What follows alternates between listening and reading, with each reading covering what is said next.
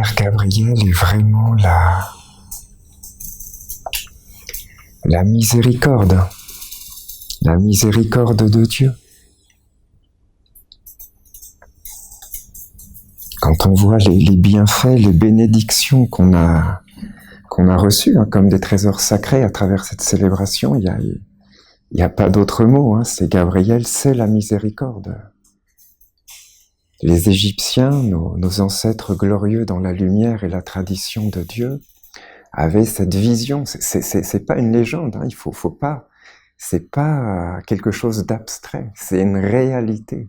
Les Égyptiens, ils avaient cette vision de l'âme qui est réelle, qui est emplie de sens, d'intelligence, de beauté.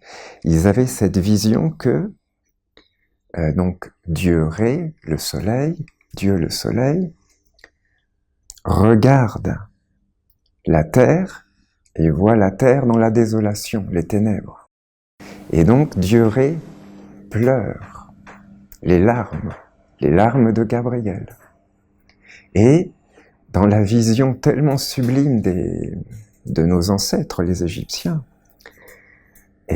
voilà, ces larmes de Gabriel ont enfanté les âmes qui sont descendues sur la terre à travers l'humanité, mais pas seulement les humains. C'est aussi l'humanité, c'est aussi dans cette vision, c'est aussi nos frères et sœurs les animaux, les végétaux, les minéraux, voilà.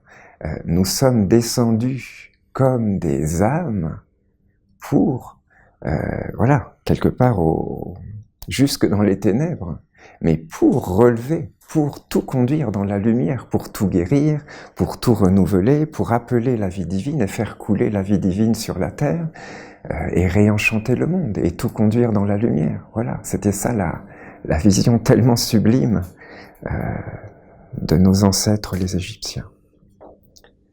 Dieu Ré pleure et ce sont les larmes de Gabriel, voilà.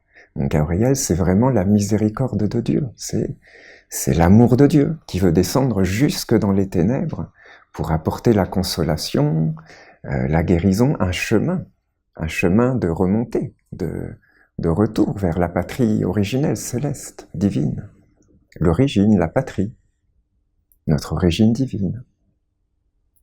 Gabriel, c'est vraiment la miséricorde de Dieu qui descend du sommet de la montagne jusque dans quelque part les ténèbres de la vallée pour que tous les êtres puissent retrouver ce chemin de la remontée et avoir les clés, les intelligences, la protection, la force pour tout conduire dans la lumière. Et c'est vraiment étonnant d'ailleurs parce que Gabriel, donc c'est vraiment la miséricorde. Voilà, bon, il est plein d'autres choses, mais il est la miséricorde de Dieu. Il est le visage miséricordieux du Père. C'est lui, ce visage miséricordieux.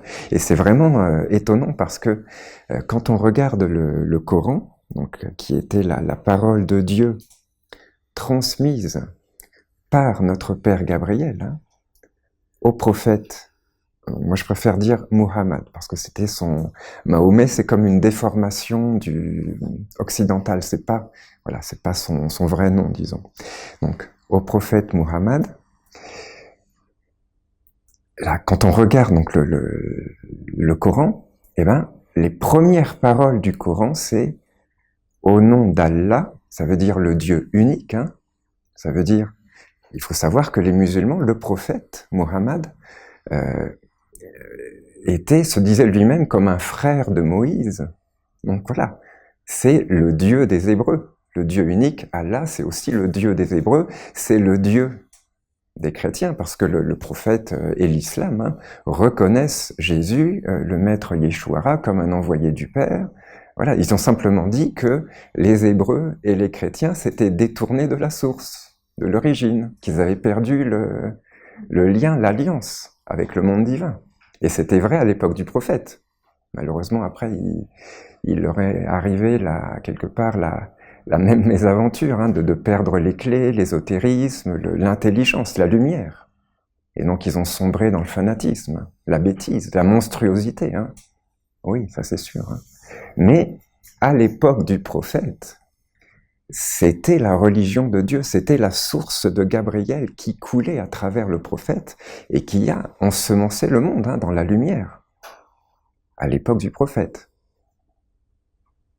Et donc le Coran commence par ces paroles, et non seulement le Coran lui-même, mais donc voilà, dans le Coran, je crois qu'il y a 114 sourates, l'équivalent de psaumes quelque part, et je crois que c'est 113 sur 114, donc c'est la quasi-totalité.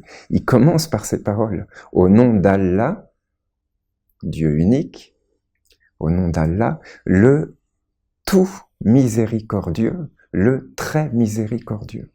Voilà, c'est Gabriel, c'est la miséricorde de Dieu.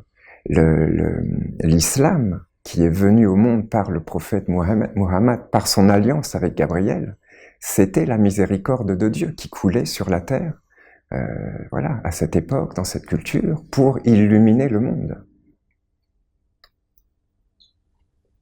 Je sais que ce que je dis, c'est pas forcément à la mode, c'est parce que...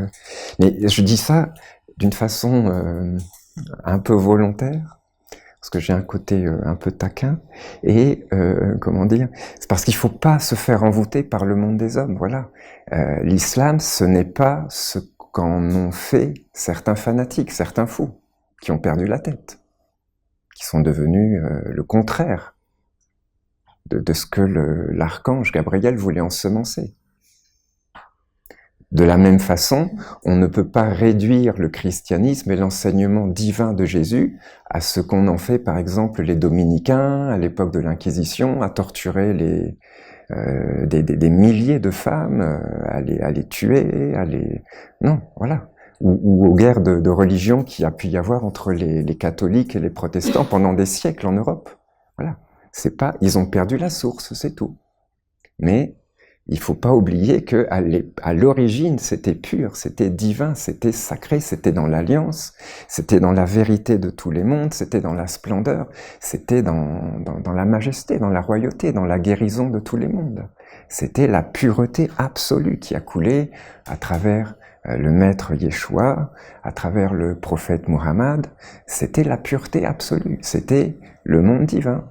Il faut pas oublier la source, parce que le monde des hommes voudrait nous faire croire que voilà, la religion c'est mauvais. Non, à la base, à l'origine, dans la pureté, c'est la splendeur, c'est la majesté, c'est tout ce qui libère, tout ce qui illumine, tout ce qui protège dans la vie. C'est le chemin, la religion de Dieu, du Dieu unique.